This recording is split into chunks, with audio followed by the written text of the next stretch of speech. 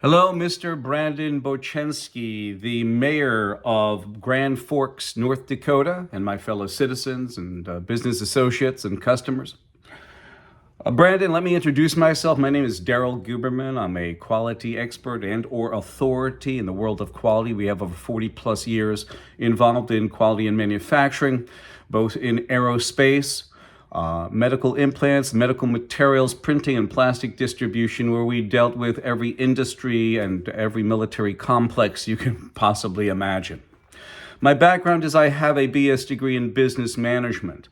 I have 10 certificates in different disciplines within metals and plastics and composites. And those 10 added into 5 specialty diplomas in metallography, composite plastics, aluminum and titanium alloys, and heat treatment and metallography. We also have other education and experience, as I said, aerospace, medical implants, medical materials, printing, plastic distribution. Mr. Bochensky, we called you this morning. Your secretary took some information. I'm sure that she'll give it to you, but I don't know if you'll get back to me. This video today is based on Chinese mill deemed significant threat to national security by United States Air Force. North Dakota Mayor Brandon Bochensky vows to block development. And the name of this video to you, Brandon, is Chinese mill deemed significant threat to national security by United States Air Force. QA expert educates North Dakota mayor.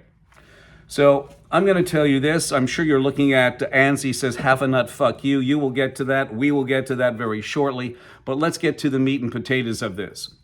In our wonderful government and in quality control, there's a wonderful word I want you to learn. By the way, here's Brandon. Brandon, thank you very much for coming here today. I appreciate it, and you can sit down, and if you need a shot of Schlivovitz, since we're assisting Ukraine, they probably have some Schlivovitz there. You're going to go grab a containment of that and sit down and listen. This video, I hope, will be less than 20 minutes, but this will be a better education than you received at college, because this is going to tell you what took place. And let me have a quote. I'm going to give you a quote. Brandon, you can sit down. Thank you so much for coming in. And this is what happened. Bochensky said, "We initially reached out to the FBI, then CFIUS, the Committee on Foreign Investment in the United States Committee. They really came forth with a lackluster answer that left a lot of questions that needed to be answered. And also you have the USDA.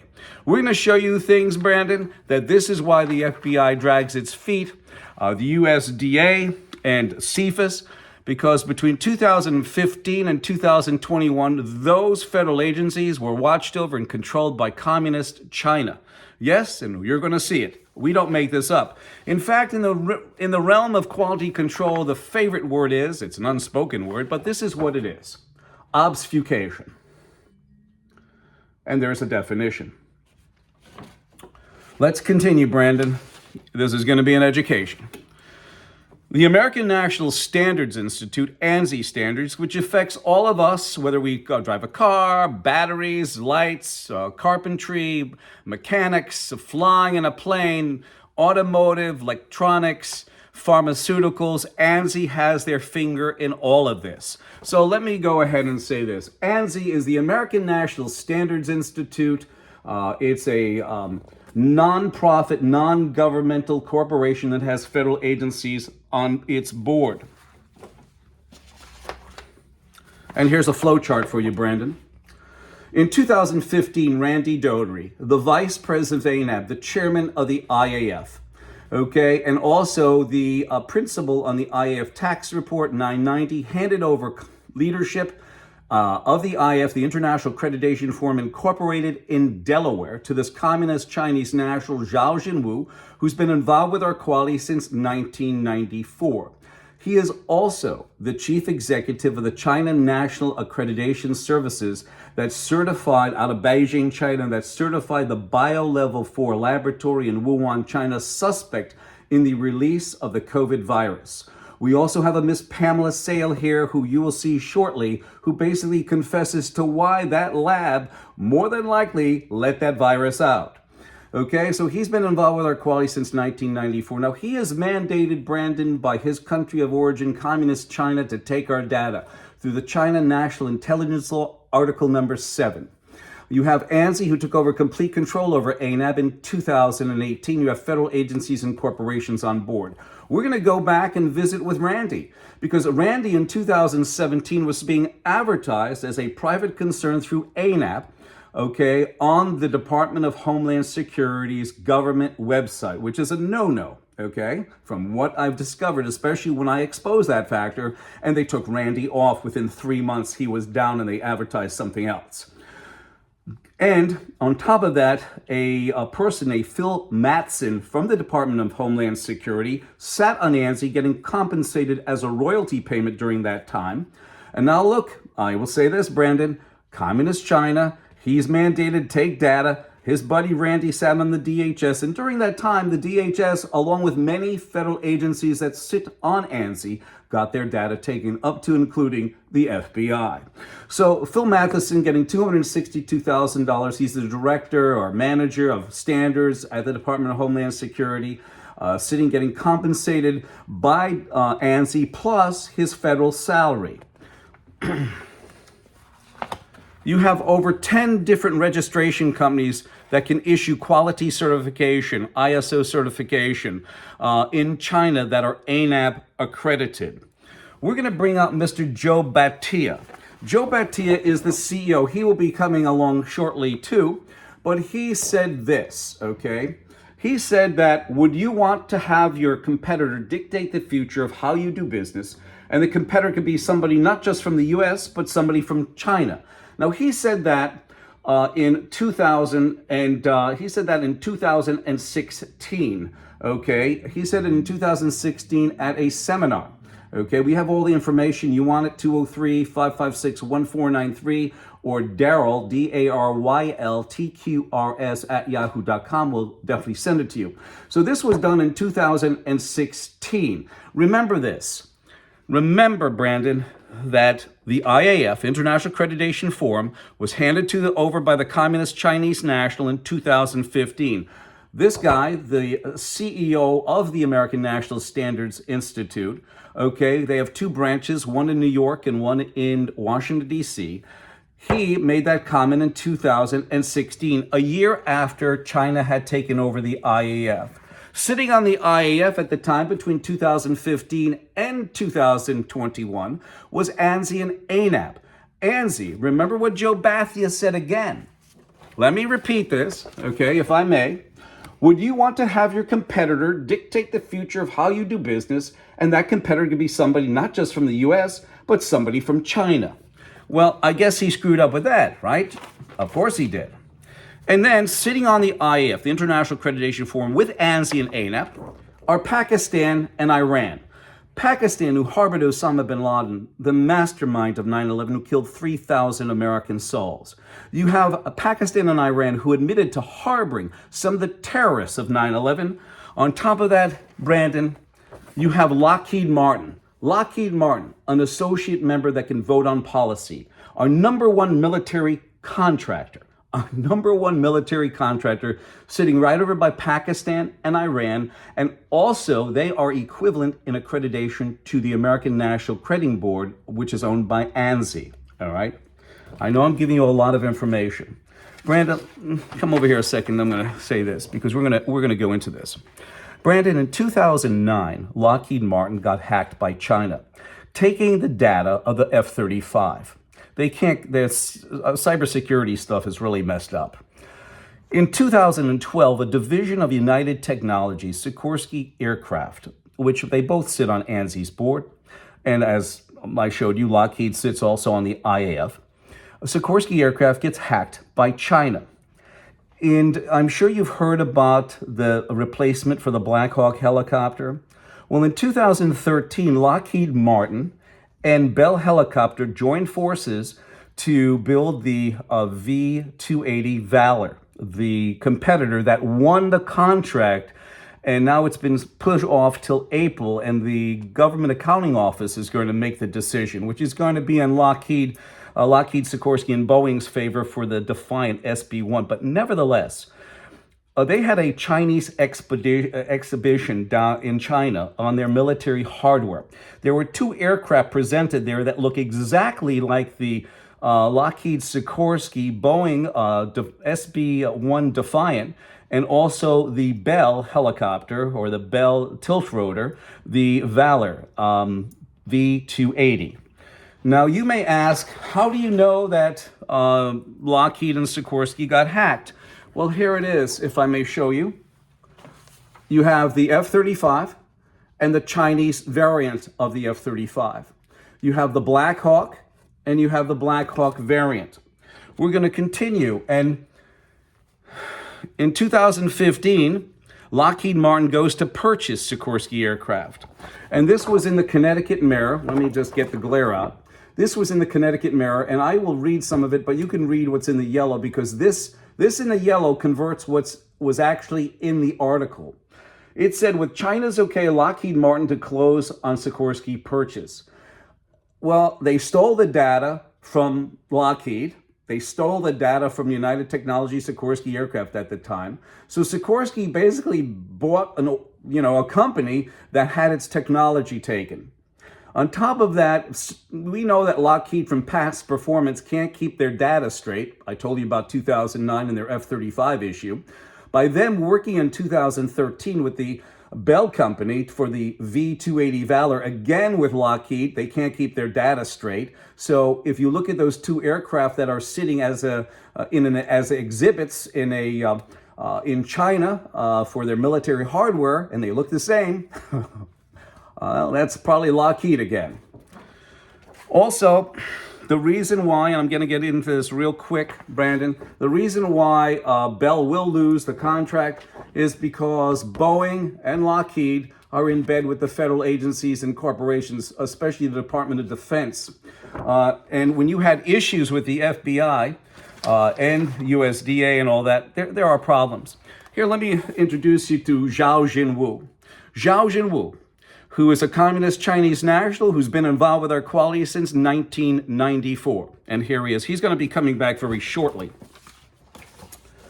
In 2019, we did a video concerning an accreditation body for laboratory accreditation, and it's called A2LA. We found out that it was on ANSI, sitting right over by, and it does a lot of accreditation for laboratory like forensic labs. Sitting on ANSI are many, many forensic laboratories.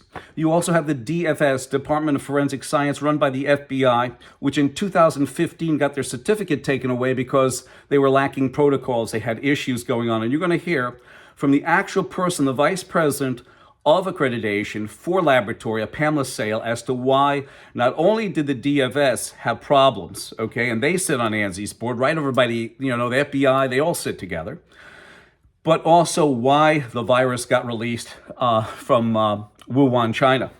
You have A2LA. Now, I did a talk on this, concerning this. I also told them that the A2LA was sitting on China, the IAF, incorporated in Delaware between 2015 and 2021. A Miss Ashley Morton from A2LA contacted me via the bottom of my video, and she said this. She said, A2LA does not sit on ANSI. They are both American accreditation bodies with equal standing. I then did another video, and you can tell, Brandon, that yes, A2LA sits on ANSI right over by those forensic labs that are certified by them. So it's like the fox watching the hen house. In 2019, Brandon, I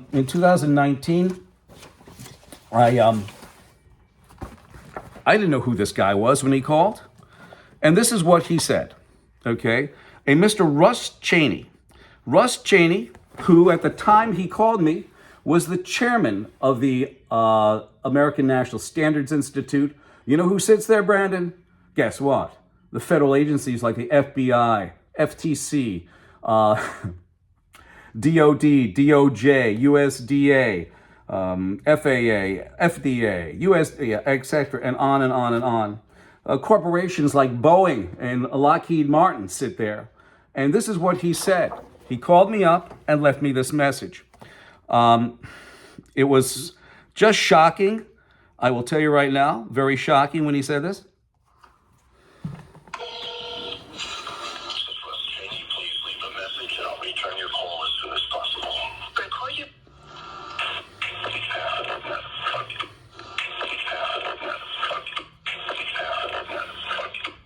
Yes, Brandon, he said, half a nut, fuck you.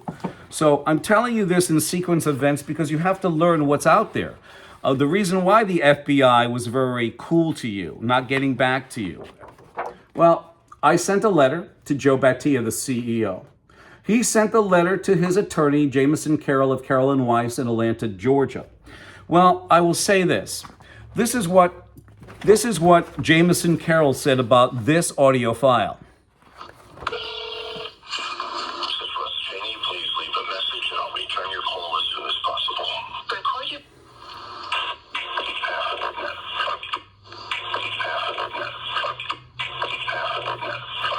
Well, anybody that can hear that said half a nut, fuck you, but there's a problem there.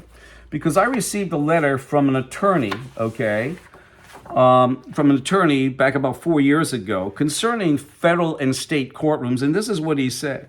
He said, nearly everything you see when litigating in any sort of court in either federal or state is called an illusion in the political world. It's called blue smoke and mirrors.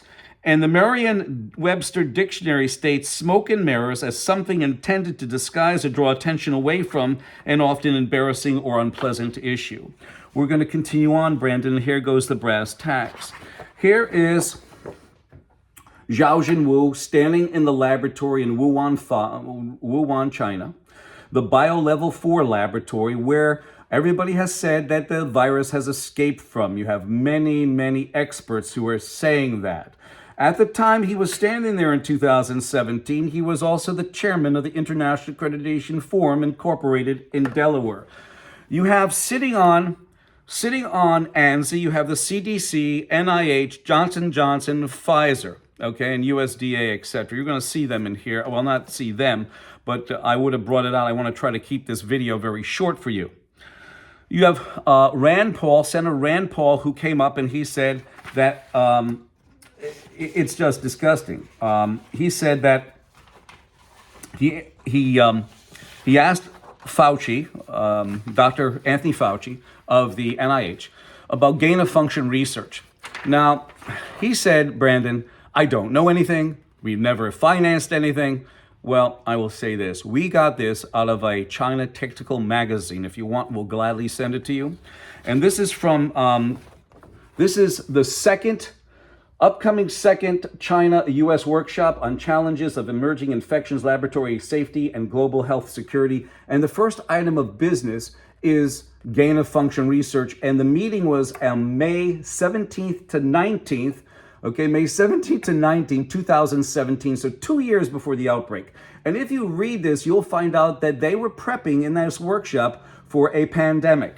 So what are they talking about? Here is the actual document, Brandon, that we have. We'll gladly send it to you. And you also have the situation of here's Zhao Jinwu in the laboratory issuing an ISO 17025 certification for laboratory accreditation. We're going to continue. Now we come up again. This is why the FBI was so quiet. And this is what you said in the newspaper. Bochensky said we initially reached out to the FBI, that then the CFA's, Committee on Foreign Investment in the United States Committee. They really came forth with lackluster answer that left a lot of questions that needed to be answered, and also the USDA. Well, I'm going to give you the answers that they didn't, and now why they drag their feet. Between 2015 and 2021, the FBI sat on ANSI's board. Okay, the FBI did. And they had their data taken. A lot of their employees got their data taken as well. We're going to bring forth Ms. Pamela Sale. Ms. Pamela Sale is the Vice President of Accreditation for a laboratory at the time. Okay, she basically confessed to why the virus escaped from Wuhan, China. And let me read this to you, Brandon. She sits as the Vice President on ANSI ANAB's laboratory accreditation. Okay, ANSI and ANAP, by the way, A2LA that I told you about, and they sit on ANSI right over by ASCLD that she's part of, and also ANAP. ANAP is also an accreditation body for laboratory. Okay, ANSI and ANAP both own ASCLD. You see how incestuous this is, Brandon? And let me just read you what she says. One of the issues is that there is no commonly agreed upon set of standards that forensic laboratories around the country have to follow. Instead, there are informal guidelines that labs can choose to follow or not. So let me add something to this, all right, Brandon? It basically should say, one of the issues that there is no commonly agreed upon set of standards that forensic labs, bio-level 4 labs, or phlebotomy labs around the country have to follow, or the world. Instead, there are informal guidelines that labs can choose to follow or not. Now, I will say this, Brandon, if I may. ANSI and ANAP are both underwriters for the International Accreditation Forum Incorporated in Delaware, and also ILAC, the International Laboratory Accreditation Cooperation. We're going to, before we bring out Christopher Wray, we're going to read you some of his commentary about what he thinks about China. Now, this is the FBI talking, okay, Brandon? And this is what Christopher Wray said. Chris Wray, FBI, says the whole of the Chinese society is a threat to the U.S. and that Americans must step up to defend themselves. FBI Director Christopher Wray says Chinese espionage poses most severe threat to American security.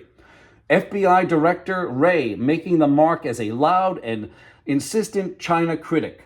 China determined to steal up economic ladder at the U.S. expense, FBI Chief Christopher Wray says, and head of America's principal federal law enforcement agency calls intelligence threat that's posed by China broader and more severe than any other country.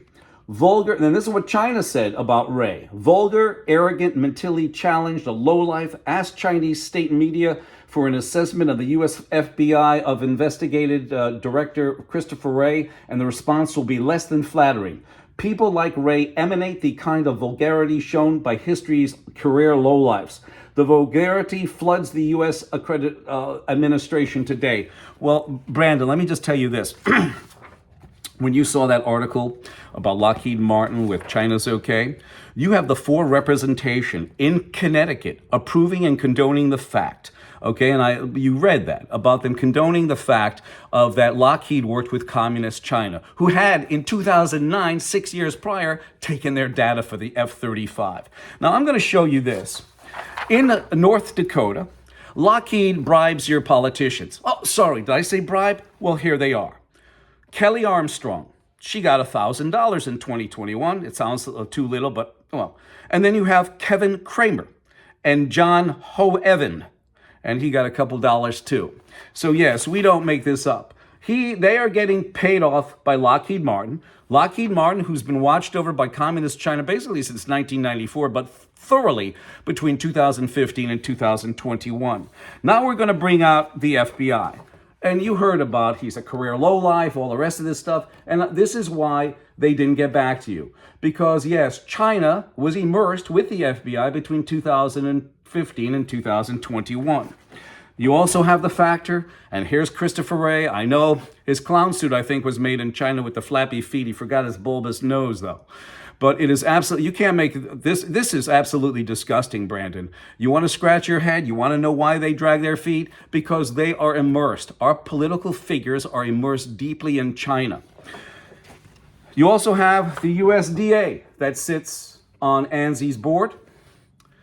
You also have the Department of Homeland Security.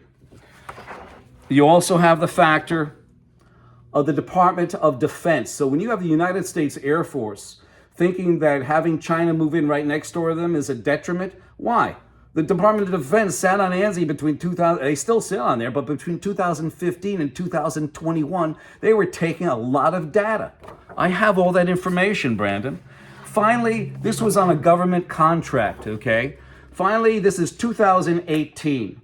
And it basically states that ANAP is an underwriter for the International Accreditation Forum. Also, in this document, the solicitation, offer, and award, okay, you also have the factor that they call out specifically the International Accreditation Forum out.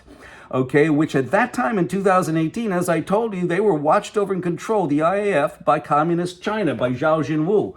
So you have the Department of Defense who's mandating Communist China to walk the halls of its own, its own facility, and that's bad. Very bad. So Brandon, we're going to leave it here. We're going to leave it here with you. I wanted to give you a quick education. I apologize for the time here. I got it under 30 minutes, but when you said in your article, Bochinsky said, we initially reached out to the FBI, then to CFIUS, Committee on Foreign Investment in the United States Committee. They really came forth with lackluster answer that left a lot of questions that needed to be answered. Well, now you got the questions answered. They were controlled and manipulated by Communist China since 2015 to 2021. Christopher Wray talks the talk, doesn't walk the walk. You have the representation in Connecticut who approved and condoned the factor of Lockheed Martin working with Communist China. Unbelievable. Unbelievable, Brandon. I leave it here. If you want, you can call me at 203-556-1493 or Daryl, DARYLTQRS at yahoo.com. I'm sorry for the length of this, but you have to know, you have to see the sequence of events and why they are very sluggish with your wants, needs, and desires and complaints. Our federal government has failed us. These agencies, FTC, DOJ, DOD, FBI, they've all sit on ANSI, and ANSI has been compromised and then some. And the last thing I'm going to say is in 2022, in June, I applied for a director at large at ANSI.